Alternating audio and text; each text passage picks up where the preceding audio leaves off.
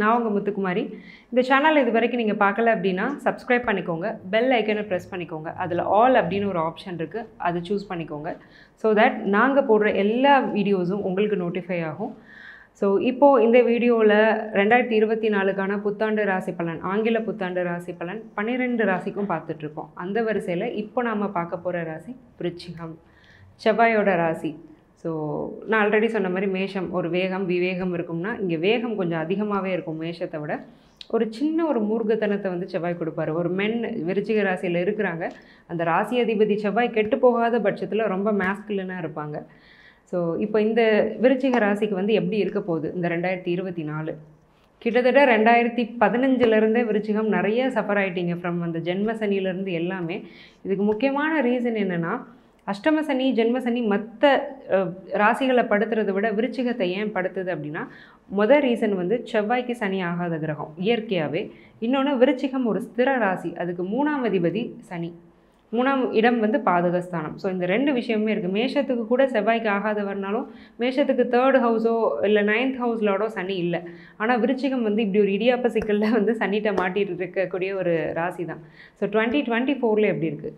Again அர்த்தாஷ்டம சனி எங்கேயாவது ஒரு இடத்துலேருந்து படுத்திகிட்டே இருக்கிறாரு அப்படிங்கிற மாதிரி தான் இருக்குது. ஸோ குரு வந்து 6ல் இருக்கிறாரு, மே மாதத்துக்கு அப்புறம் 7க்கு போக போகிறார். அந்த 7லேருந்து குரு ராசியை பார்க்குறப்போ ஒரு வெளிச்சம் கிடைக்கும். மே மந்த்துக்கு மேலே ஒவ்வொரு விஷயமா கொஞ்சம் கொஞ்சமாக செட்டில் ஆக ஆரம்பிக்கும், அதில் எந்த டவுட்டும் இல்லை. 5ல் ராகு, 11ல் கேது. இன்ஃபேக்ட் இந்த குருவும் கேதுவும் பாசிட்டிவாக இருக்கிறாங்க, சனியும் ராகுவும் செக் வச்சிட்ருக்காங்க. எப்படி இந்த வருஷத்தை நீங்கள் ஃபேஸ் பண்ணணும், எதிலெல்லாம் கவனமாக இருக்கும், எதிலெல்லாம் நல்லா இருக்க போகுது, டீட்டெயிலாக பார்க்கலாம். ஃபஸ்ட்டு தொழிலுங்க. தொழில் 6ஆம் இடத்துல குரு, 6ஆம் அதிபதி செவ்வாய் உங்களோட அந்த வருஷத்தோட ஆரம்பத்திலே 2ஆம் இடத்துலேருந்து ஆரம்பிச்சிருக்காரு. ஸோ தொழில் மூலமாக நல்ல வெற்றி.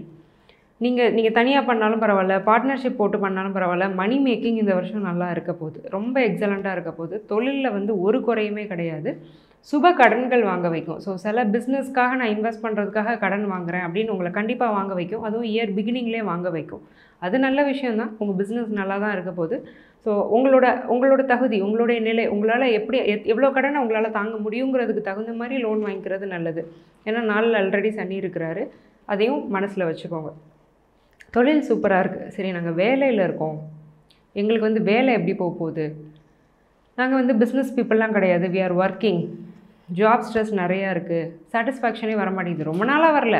இன்ஃபேக்ட் இப்போ ஒரு 2013 அல்லது 14ல் பாஸ் அவுட் ஆன விருச்சிக ராசிக்காரங்க, காலேஜ் முடித்தவங்கலாம் இன்னும் கரியரில் செட்டில் ஆகலை, ஓடிட்டே இருக்காங்க, லாங் ரன்னாக போயிட்டே இருக்குது. எப்போ எனக்கு ஏற்ற வேலை கிடைக்கும், எனக்கு பின்னாடி வந்தவங்களாம் நல்லா செட்டில் ஆகிட்டான், என்னை விட நல்லா வாங்குறான், 6 டிஜிட் சேலரி வாங்குறாங்க, நான் 5 டிஜிட்டுக்கே அல்லாடிட்டுருக்கேன், சேர்க்கவே முடியல, இந்த மாதிரியான சூழ்நிலை தான். ஸோ இந்த ஒரு வருஷம் செகண்ட் ஹாஃபில் குரு பார்வை ராசிக்கு வந்ததுக்கப்புறம் ஓரளவுக்கு ஒரு நல்ல மாற்றம் வரும். அதை நீங்கள் எக்ஸ்பெக்ட் பண்ணலாம், ஓரளவுக்கு தான், ரொம்ப எக்ஸ்பெக்ட் பண்ண முடியாது. பட் இருந்தாலும் செகண்ட் ஹாஃப் ஆஃப் 2024 வேலை செய்கிறவங்களுக்கு ஒரு நல்லா தான் இருக்கும். ஒன்று, நீங்கள் ஏதாவது கிராஷ் கோர்ஸ் படித்து உங்களை இம்ப்ரூவ் பண்ணிக்கோங்க, அல்லது இந்த வேலையை விட்டுட்டு வேறு வேலை தேட ஆரம்பிச்சிங்க அப்படின்னாலும் கிடைக்கும். ஒன்று, இருக்கிற ஆர்கனைசேஷன்லேயே ஒரு பெட்டர் பொசிஷன் அல்லது ஒரு புது நல்ல ஆர்கனைசேஷன், இது செகண்ட் ஹாஃப் ஆஃப் 2024 பாசிபிள். திருமணம் May to June excellent time. எதனால் பர்டிகுலராக மே டு ஜூன் அப்படின்னு நான் சொல்கிறேன்னா, குரு வந்து இங்கே போகிறாரு, சாட்டன் வந்து வக்ரமாகிறாரு ஜூன் மந்த்துக்கு மேலே. ஸோ அதனால் கண்டிப்பாக அந்த பீரியடை வந்து நீங்கள் யூஸ் பண்ணிக்கோங்க. அந்த மே டு ஜூனில் நிறைய பேருக்கு மேரேஜ் ஃபிக்ஸ் ஆகிறதுக்கான பாசிபிலிட்டி இருக்குது. எஸ்பெஷலி 30s இருக்கிறவங்க எல்லாருமே இந்த டைமை யூட்டிலைஸ் பண்ணிக்கோங்க. ஏன்னா அடுத்த 6 மாதத்துக்கு வந்து பெருசாக நம்ம கேரண்டி பண்ண முடியாது. ஸோ இந்த ஜூன் மந்த்துக்குள்ளே நீங்கள் marriage fix, May to June நிறைய பேருக்கு கண்டிப்பாக ஃபிக்ஸ் ஆகுங்க, அதில் எந்த டவுட்டுமே இல்லை. சரி, மேரிட் கப்புள்ஸ் நாங்கள் எப்படி இருக்கோம்? 7ஆம் அதிபதி 2ல். ஸோ சின்ன சின்ன முரண்பாடு, கருத்து வேறுபாடு இருக்குது. ஆனாலும் ஸ்பௌஸை ரொம்ப கேர்டேக் பண்ண வைக்கக்கூடிய ஒரு வருஷம் தான் 2024. எப்போவுமே நீங்கள் நல்ல கிவர் தான், ரொம்ப வந்து செல்ஃப்லெஸ்ஸாக தான் இருப்பாங்க விருச்சிக ராசிக்காரங்க. ஒரு ஆணாக இருந்தாலும் சரி, பெண்ணாக இருந்தாலும் சரி, மற்றவங்கள நம்ம பேணணும்னு நினைப்பாங்க, நம்மளை யாராவது வந்து பார்க்கணுங்கிற ஒரு டெண்டன்சி இருக்காது, நம்ம தான் கிவராக இருப்போம், அந்த மாதிரியான ஒரு டெண்டன்சி தான் இருக்கும். ஸோ உண்மையில் உங்களோட ஸ்பௌஸ்னால் அவங்க வந்து கொஞ்சம் கொடுத்து வச்சவங்க தான், நல்லாவே பார்த்துப்பீங்க. அதனால் உங்களுக்குள்ளே பெரிய பிரச்சனை மனஸ்தாபங்கிறது வரப்போகிறதில்ல. இருந்தாலும் அந்த 4ல் சனி வந்துட்டு 4ல் சனி 5ல் ராகும்போது மனசை கம்ப்ளீட்டாக இந்த 2 கிரகமும் எடுத்துக்கிச்சு. ரொம்ப கன்ஃபியூஷன், சொல்ல முடியாத டிப்ரெஷன், மனசு வந்து ரொம்பவே கெட்டுட்ருக்கு. ஸோ அதை மட்டும் கொஞ்சம் டேக் அண்ட் கேர் பண்ணிக்கோங்க. மற்றபடி வந்து பெரிய ப்ராப்ளம் எதுவும் இல்லை. குழந்தைகள் எப்படி இருப்பாங்க, குழந்தை பிறப்பு எப்படி இருக்குது, ரொம்ப நாள் ட்ரீட்மெண்ட் பண்ணிகிட்ருக்கேன், என்ன ஆகும்? இந்த இயரில் லாஸ்ட் 3 மந்த்ஸில் கன்சீவ் ஆகிறதுக்கான பாசிபிலிட்டி இருக்குது. பிகினிங்கில் மிடில் நான் சொல்ல மாட்டேன். காரணம், ராகு கொஞ்சம் நல்லாவே ஸ்ட்ராங்காகவே வந்து அந்த இடத்துல இருக்கிறாரு. எங்கே? 5ஆம் இடத்துல இருக்கிறாரு. குரு 7க்கு போனாலுமே ராகு 5 கொஞ்சம் ஆக்கியபை பண்ணியிருக்கும்போது இயர் எண்டில் தான் அந்த பிடி கொஞ்சம் தளரும். கொஞ்சம் அந்த டிகிரிஸ் மாறும்போது கொஞ்சம் அந்த பிளானட்டோட வீரியம் அப்படிங்கிறது குறையும். அதே மாதிரி உங்களுடைய குழந்தைகள்னு இருக்காங்கன்னா அவங்க வாழ்க்கையை அவங்கள வாழ விடுங்க. ரொம்ப அவங்கள நீங்கள் கம்பல் பண்ணுறது, ஒருவேளை ஃபார் எக்ஸாம்பிள் ஒரு பையன் ஒரு இன்ஜினியரிங் படிச்சிருக்கான், அவனுக்கு ஒரு ஃபோட்டோகிராஃபியில் இன்ட்ரெஸ்ட் இருக்குன்னா முடியாது, நீ இன்ஜினியரிங் தான் பண்ணணும், நீங்கள் உட்காரு அப்படின்னு அவனை பிடிச்சி அழுத்தி வைக்காமல் அவனோட பேஷனை அவனை பர்சியூ பண்ண விடுங்க. அவங்க லைஃப்பில் உள்ள டிசிஷன்ஸை நீங்கள் எடுக்காதீங்க.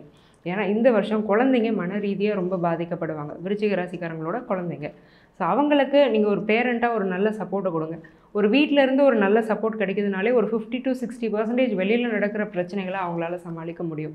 ஸோ இந்த ஒரு விஷயத்தை கண்டிப்பாக தயவு செஞ்சு எழுதி கூட வச்சுக்கோங்க. நான் சில ராசிக்கு சொன்னேன், ஒரு ரிமைண்டர் மாதிரி எழுதி வச்சுக்கோங்கன்னு. அதே மாதிரி விருச்சிகம் எழுதி வைக்க வேண்டிய விஷயம் இது. குழந்தைங்க லைஃப்பில் சென்சிட்டிவான முடிவுகளை ரொம்ப யோசித்து எடுங்க. எடுத்தோம் கவுத்தோன்னு ஏதாவது ஒரு முடிவு எடுத்திங்கன்னா அது அவங்க வாழ்க்கையே கேள்விக்குறியாக்கக்கூடிய ஒரு சந்தர்ப்பத்துக்கு கூட கொண்டு போய் விட்டுரும். குழந்தைங்க யார்கிட்ட போகிறாங்க, பழகுறாங்க, டீனேஜாக இருக்கிறாங்க அப்படின்னா கொஞ்சம் கவனமாக இருங்க. எங்கே போகிறாங்க வராங்க, பழக்க வழக்கங்கள் எப்படி இருக்குது அப்படிங்கிறத கொஞ்சம் பார்த்துக்கோங்க. சரி, ஓகே. இப்போ ப்ராப்பர்ட்டி வாங்கலாமா? ஏற்கனவே கட்டி விற்கக்கூடிய பழைய வீடு, பழைய ப்ராப்பர்ட்டி, ஆன்செஸ்ட்ரல் ப்ராப்பர்ட்டி, தம்பி தங்கச்சிலாம் இருக்குது, நான் பங்கை கொடுத்துட்டு நானே மொத்தமாக வாங்கிக்கிறேன், வாங்கலாம். ஆனால் புதுசு, ஆடம்பரம், அழகாக இருக்குது, லக்ஸூரியஸான கார் வாங்குகிறேன், ஐஃபோன் வாங்குகிறேன், தயவு செஞ்சு வேண்டாம். பின்னாடியே பிரச்சனை வரும். என்ன பண்ணுன்னா ஹெல்த்தை கெடுக்கும். சனியோட இன்னொன்று வந்து என்னது, ஆயுள் பயத்தை கொடுக்கக்கூடிய அளவுக்கு ஒரு நோய் நொடியை கொடுத்துரும். அதனால் லக்ஸூரியஸான ஐட்டம்ஸ் எதுவும் வேண்டாம். சிம்பிளாக ஒரு மண், பூமி, பழைய வீடு இதிலெல்லாம் பெருசாக திருஷ்டி விழாது. அது ப்ராப்பர்ட்டி வேல்யூ எவ்வளோவாகவே இருந்தாலும் ஒரு ஆடம்பரம், அலங்காரத்துக்குள்ள ஒரு என்ன சொல்கிறது, ஒரு கேட்சினஸ் வந்து இதுக்கு கிடையாது. ஸோ அதனால் நீங்கள் இதை சூஸ் பண்ணலாம், இந்த வே ஆஃப் ப்ராப்பர்ட்டிஸை சூஸ் பண்ணலாம். இந்த மாதிரியான விஷயங்கள் வந்து வேண்டாம். ஃபாரினில் இருக்கோம், நாங்கள் எப்படி இருக்கோம்? ஆவரேஜாக இருக்கும். சனி ஏற்கனவே அர்த்தாஷ்டம சனி. ஸோ இருக்கிறத வச்சு அப்படியே கொண்டு போங்க. புதுசாக வந்து நான் வேலை தேடுறேன், வேறு படிப்பு படிக்க போகிறேன், இப்போ இந்த கண்ட்ரியில் இருந்துட்டு நான் இன்னொரு கண்ட்ரிக்கு போகிறேன், தயவு செஞ்சு வேண்டாம். எங்கே இருக்கீங்களோ அந்த இடத்துல அப்படியே இருந்துக்கோங்க, அது நல்லது. ரிசல்ட்ஸ் எங்களுக்கு எப்படி இருக்க போகுது? ஸ்டூடெண்ட்ஸ் தான் ரொம்ப ரொம்ப கேர்ஃபுல்லாக இருக்கணும். 4, 5ஆம் இடம் டிஸ்ட்ராக்ஷன்ஸை ஏகத்துக்கும் கொடுக்கும் ராகு. 5ங்கிறது லவ் அண்ட் ரிலேஷன்ஷிப், அந்த மாதிரியான விஷயங்களில் மாட்டிக்கிறது இல்லை. நீங்கள் ரிலேஷன்ஷிப்பில் இருக்கிறது தப்பு இல்லை, அது உங்கள் ஸ்டடீஸை பாதிக்காமல் இருக்கணும். ஸோ அதில் ரொம்ப கவனமாக இருக்கணும். எல்லா தரப்பினரும், ஸ்கூல் ஸ்டூடெண்ட்ஸ்லேருந்து காம்படிட்டிவ் எக்ஸாம் ப்ரிப்பேர் பண்ணுறவங்கலேருந்து எல்லாருமே ரொம்ப கேர்ஃபுல்லாக இருக்கணும். ஹெல்த் எங்களுக்கு எப்படி இருக்க போகுது? முக்கியமாக வயிறு சம்மந்தப்பட்ட பிரச்சனை. என்ன சாப்பிட்டாலும் டைஜஸ்ட் ஆக மாட்டேங்குது, வயிறு வலிச்சிட்டே இருக்குது, அல்சர் ப்ராப்ளம் வர்றதுக்கான பாசிபிலிட்டி இருக்குது, யூரினரி ட்ராக்ட் இன்ஃபெக்ஷன் வர்றதுக்கான பாசிபிலிட்டி இருக்குது. ஏன்னா ராகு அப்படிங்கிறது அந்த இன்ஃபெக்ஷனை குறிக்கக்கூடிய கிரகம்.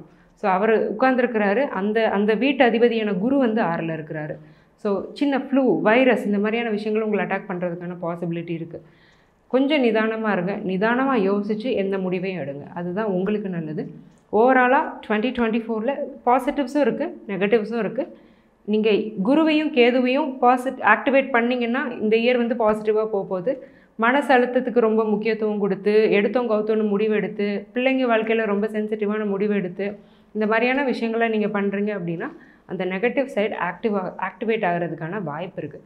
ஸோ இந்த பாசிட்டிவ் சைடை மட்டும் ஆக்டிவேட் பண்ணி 2024 நீங்கள் ரொம்ப எக்ஸலண்ட்டாக கொண்டு போவீங்கன்னு நான் நம்புகிறேன். ஸோ இது மட்டும் இல்லை, எல்லாமே ஒரு நல்ல ஹெல்த்து, வெல்த்து, ப்ராஸ்பெரிட்டி எல்லாமே உங்களுக்கு கிடைக்கணும்னு நான் இறைவனை வேண்டிக்கிறேன். இவ்வளோ நேரம் நம்ம பார்த்தது வந்து வெறும் கோச்சார பலன் தான். உங்கள் ராசி, உங்கள் ஜாதகத்தோட என்டையர் ப்ரெடிக்ஷன்ஸ் தெரியணும் அப்படின்னா உங்கள் டேட் ஆஃப் பர்த், உங்கள் டைம் ஆஃப் பர்த் கொடுக்கும்போது அது உங்கள் ஜாதகத்தை கணிச்சு அக்யூரேட்டான துல்லியமான பலன்கள் வந்து நான் சொல்கிறேன். ஸோ கீழே என்னுடைய நம்பர் இருக்குது, அதுக்கு காண்டாக்ட் பண்ணி அப்பாயின்மெண்ட்ஸ் வாங்கிக்கோங்க. So wish you all the best விருச்சிகம். Happy new year 2024. நன்றி, வணக்கம்.